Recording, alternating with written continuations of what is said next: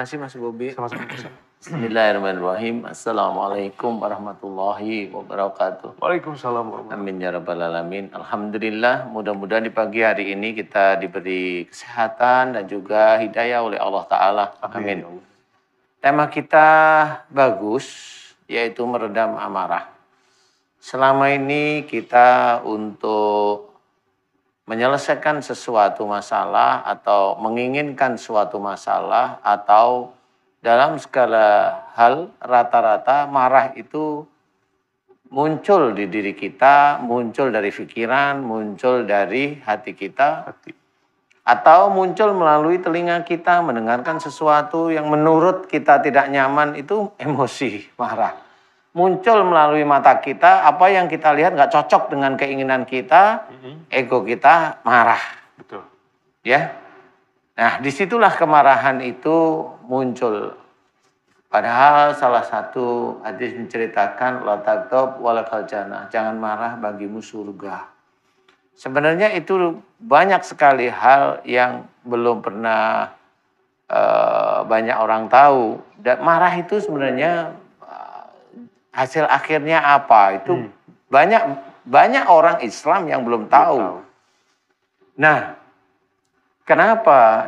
Sebenarnya kalau mamanya marah itu sudah dilarang, bahwa kalau kita tidak marah baginya surga, itu kan sudah dijelaskan. Hadis itu yang menceritakan siapa Rasul, dari siapa, dari Jibril. Jibril dari mana? Dari Allah. Sebenarnya itu juga kita harus imani ya. Nah, pada saat kita itu hanya tahu ilmunya, jangan marah bagimu surga, itu hanya tahu ilmunya, tetapi prakteknya kadang nggak ngerti.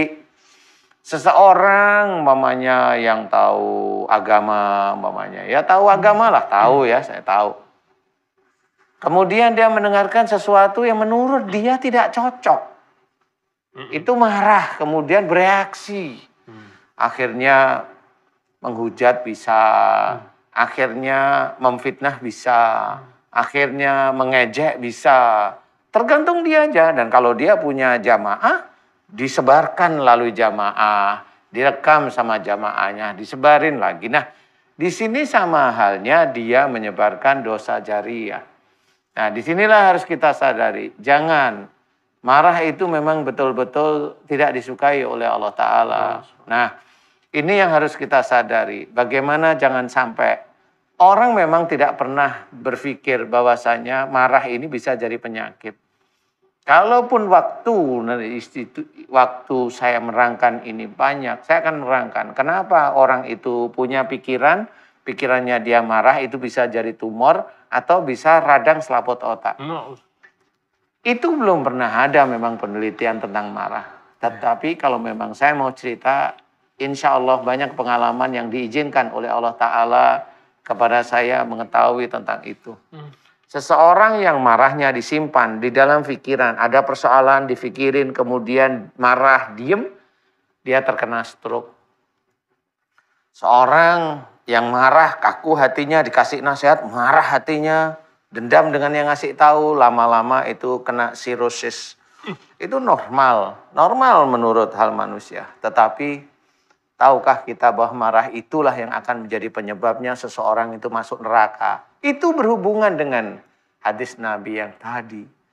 Makanya harus ingat, wa ma asabakum min musibatin fa bima kasabat aydikum. Apa saja musibah yang kau terima itu disebabkan dari buah tanganmu sendiri. Marah kepada orang tua, pada saat dikasih tahu tentang kehidupannya dia marah. Berapa kali dia marah sama orang tua, besoknya dia tabrakan, kakinya patah. Itu salah satu gambaran musibah juga. Ayolah, memang kita tidak menakut-nakuti. Ayo, jangan sampai kita itu besok masuk neraka, sudah patah di dunia, di neraka besok dipukulin dengan malaikat, dihancurin. Seperti itu. Insya Allah kurang lebih seperti itu. Ayolah kita kembali jalan Allah, tinggalkan marah. Senantiasa musyawarah. Wasyawirum fil amri. Musyawarahlah kamu dalam segala urusan dunia. Musyawarah yang baik, tabayun kepada orang yang memang kita salah dengan mereka. Jangan gengsi. Gengsi sampai akhirat hilang gengsinya. Marilah kita fahami, ajaran Islam itu ajaran yang paling mulia. Ayo kita kerjakan, bukan hanya cuma hafal, kerjakan. Walaupun susah, yang susah itulah surga nantinya. Amin. Mudah-mudahan ini bisa menjadi manfaat. Wallahu a'lam. Wallahu a'lam. Barakallah Pak Ustadz dan